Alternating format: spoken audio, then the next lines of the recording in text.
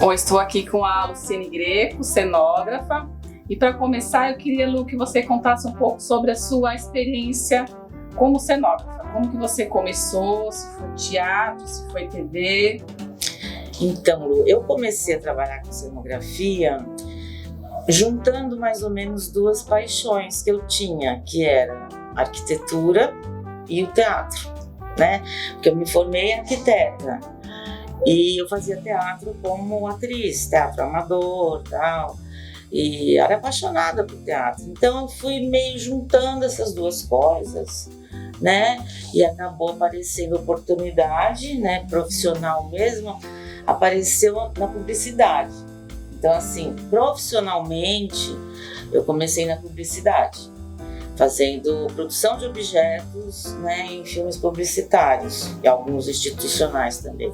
Aí eu fui na TV Cultura fazer O Mundo da Lua, que foi um contrato, né, fechado, né, só daquele projeto e tal. E eu falei, vou experimentar, né? Já tinha uma experiência em teatro, já tinha uma experiência em publicidade. É bom conhecer, né, a profissão em diversos nichos, né? E aí eu conheci na TV Cultura, que é uma TV muito específica, né? Um formato de trabalho, orçamentos, enfim, é tudo muito diferente das outras emissoras. Cidade que você tá, do teatro que você já tinha feito. Isso, completamente. Porque o teatro, você tem que construir tudo, né? Tudo tá ali ao vivo para o olhar humano, né? A coisa tem que existir de verdade. Na publicidade, na televisão, tem muita coisa de edição, né? De restrição do enquadramento da câmera. Tanto que quando eu comecei a trabalhar na TV Cultura, eu me senti um pouco mentirosa. Porque verdade. As pessoas nem imaginam, né, o que tá atrás daquela cena, né? Às vezes você vê lá um lugar super bonito, um quadro, uma coisa, às vezes está preso num tripé, não tem ambiente nenhum, né? Então tem muita coisa falseada, né? Como a gente fala na televisão. Você falseia, você finge que é, mas não é. Então é uma criação de uma ilusão, né? Então são universos completamente diferentes. E o teatro a pessoa assiste ao vivo, olhar humano, né? A distância que você senta do palco faz diferença, né? O ângulo da plateia também.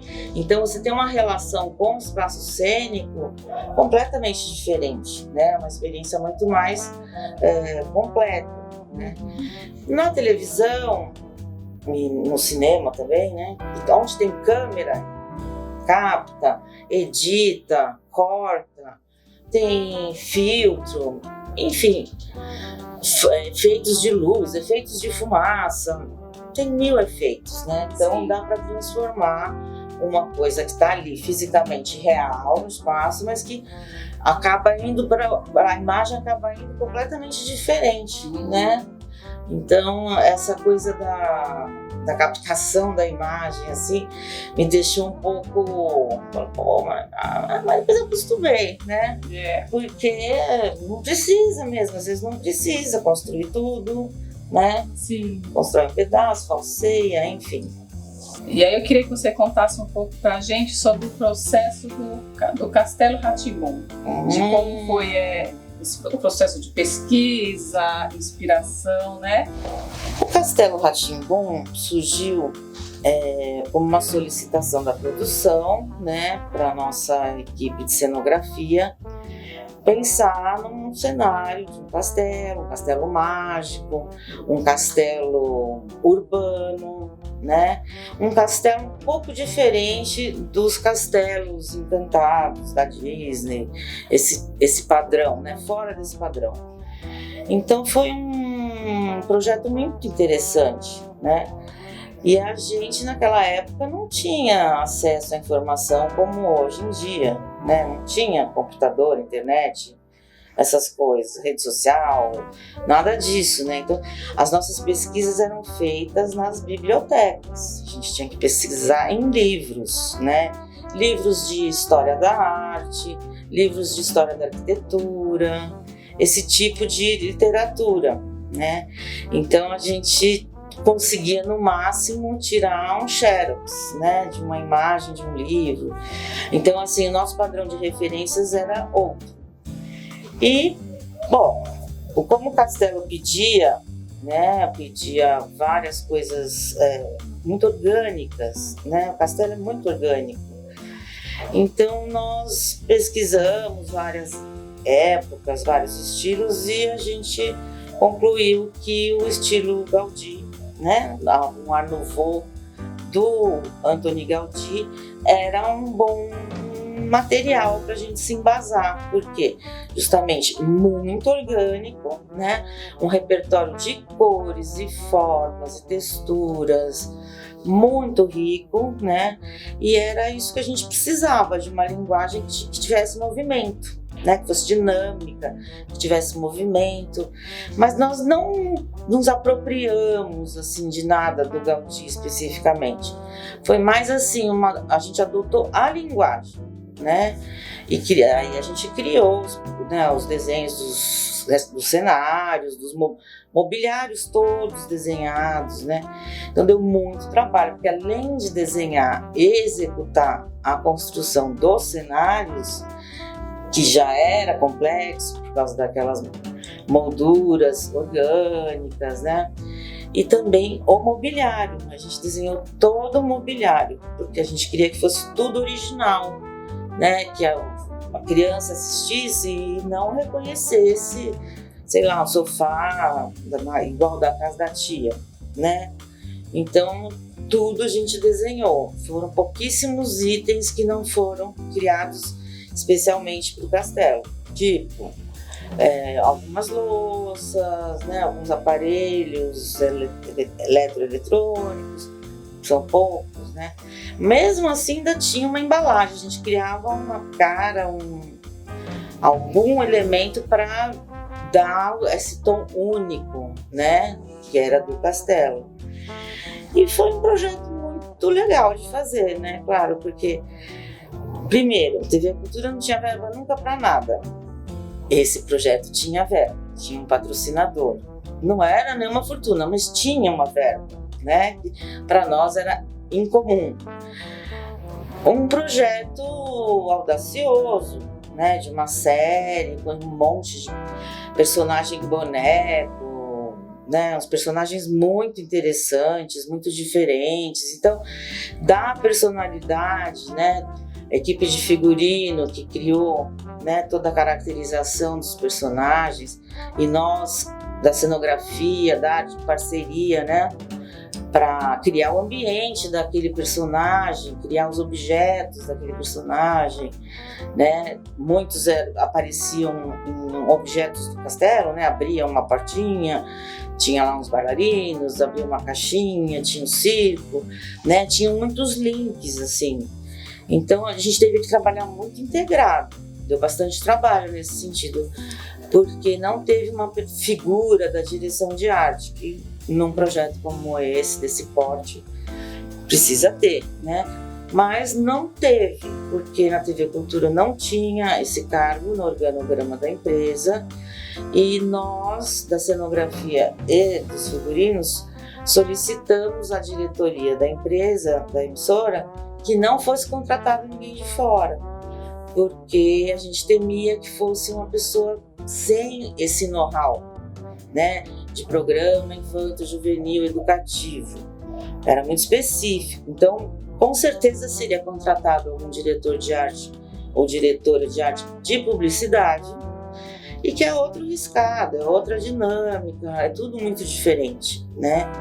Então aí o pessoal lá, a gerência e tal, concordou com a gente, falou, não, vocês têm razão, mas isso nos deu mais trabalho, porque assim, eu desenhava um móvel, sei lá, pro quarto do Nino, aí eu tinha que ir lá mostrar pro figurinista, e o figurinista, qualquer coisa que ele criava, montava do figurino, também vinha mostrar para mim, né? Porque a gente não podia fazer, por exemplo, eu fiz o cenário do Nino de gibi. Já pensou se ele inventa de fazer o figurino de gibi? Ninguém enxerga o Nino, né? Então tem essa mescla, né, essa combinação de figurino, maquiagem, cenário, objetos, tem que ser muito bem planejada. Não pode ser, cada um faz o seu, depois junta, não dá certo. Tem que ser, então deu bastante trabalho. A gente teve que trabalhar muito junto para chegar num resultado, né, que todos os elementos fossem valorizados, né? E a gente acabou conseguindo, não foi fácil, né? São 48 quadros, muitos personagens bonecos, né? Então um cenário também que servia para gente e para boneco. E sempre que tem um boneco num programa de televisão, tem alguém manipulando esse boneco. Pode ser uma pessoa, pode ser duas, pode ser uma manipulação direta, né? Que a pessoa enfia a mão assim, já faz o movimento da boca. Pode ser uma manipulação indireta, né? Com cabos de aço, que a pessoa manipula de longe. Enfim, tinha de todos os tipos. E isso também é uma coisa que para a cenografia dá um trabalho, porque a gente tem que abrigar o boneco, então você tem que criar ali o ambiente daquele boneco, você tem que saber a cor, o tamanho, o tipo de textura, o que ele representa, para você criar ali um ambiente, né, que combine com ele. E também o tamanho, a forma de manipular e aonde a gente vai colocar o bonequeiro, né? Isso faz parte do nosso trabalho. Então é um trabalho assim mais complexo um pouco e misturado, né? Vários tipos de boneco e vários tipos de manipulação e misturado com ator, né? A Árvore e a Celeste foi assim um desafio, porque isso já veio, né?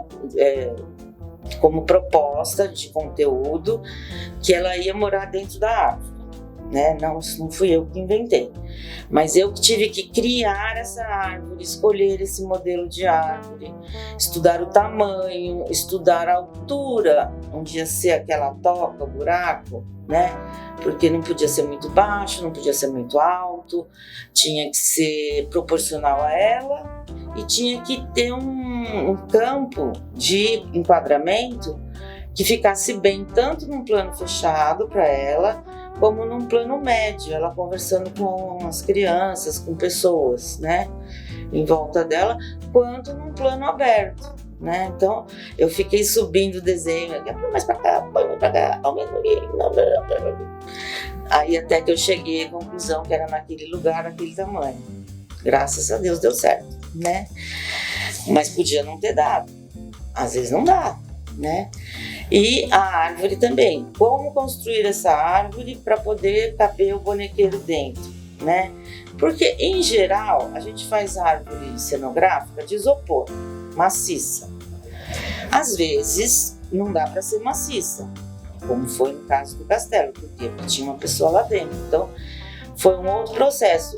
Eu fiz ela estrutura de ferro, tá? Um tubinho muito fino, porque ela não ia ter muita carga, né? Era mais assim uma estrutura estável para aplicar placas de isopor, né?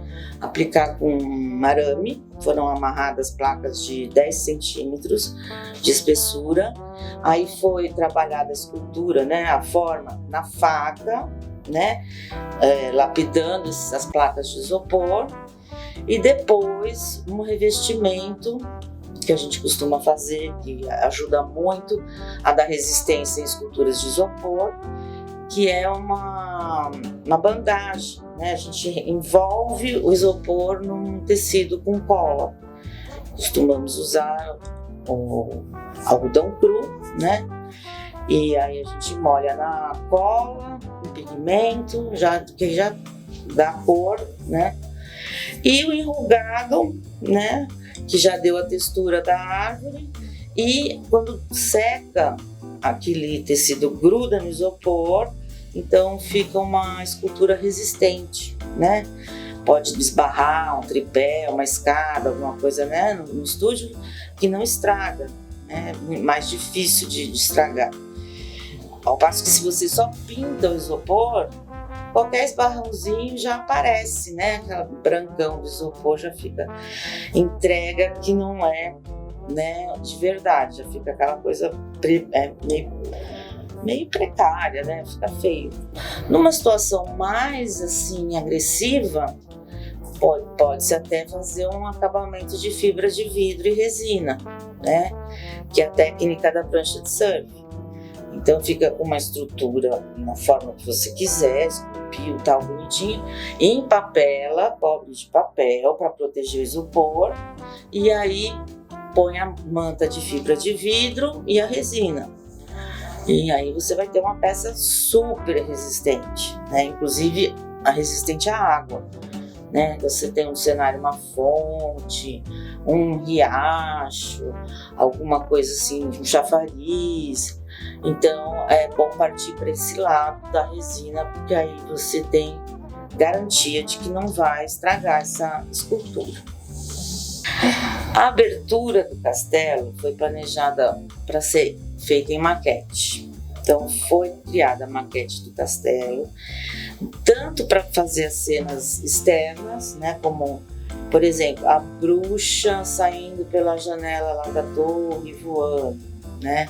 Então tinha uma câmera na maquete, outra câmera na bruxa, com o fundo verde, né? E aí as imagens são sobrepostas. E também para abertura. Então essa maquete foi muito trabalhosa, porque ela não é um volume sólido, fechado, com acabamento externo só. Ela é feita por partes, então cada coluna tem acabamento por todas as faces, porque foi feito um trabalho de stop motion, né, para gravar take a take a montagem do castelo. Ela foi gravada se montando e depois foi rodada, exibida, né, ao contrário. Então, na verdade, na gravação da abertura, a gente foi tirando, né, e não montando, a gente foi tirando partes. E foi muito trabalhosa a equipe de adereços que ficou encarregada de executar, né? Tanto que a gente primeiro entregou os cenários, começaram a gravar, aí a gente foi trabalhar na maquete, né? Porque aí a equipe de adereços já estava liberada e ficaram 2 meses, uma equipe de 12 pessoas, assim, só fera, né? Técnicos maravilhosos. E uma semana para gravar. A gente levou essa abertura para gravar.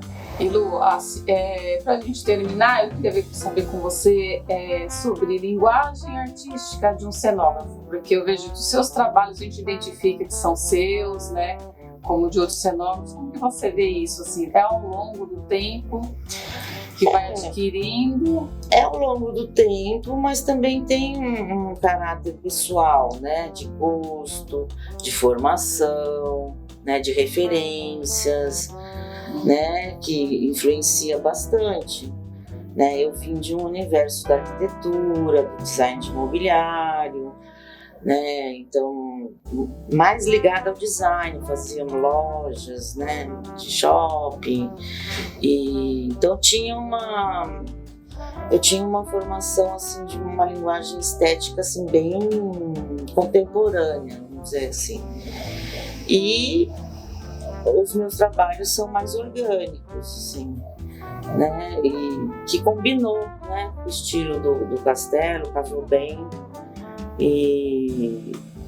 Mas em geral os meus trabalhos são mais assim, né? Eu até brinco quando eu mostro os meus trabalhos para os meus alunos, que eu falo, né? Vocês podem reparar que todos os ambientes do castelo que são mais femininos, mais, né, são os que eu desenhei, né? Tem uma coisa a ver com o feminino, né? Eu fui a única cenógrafa da equipe, o resto era tudo homem. E então tem reflete isso.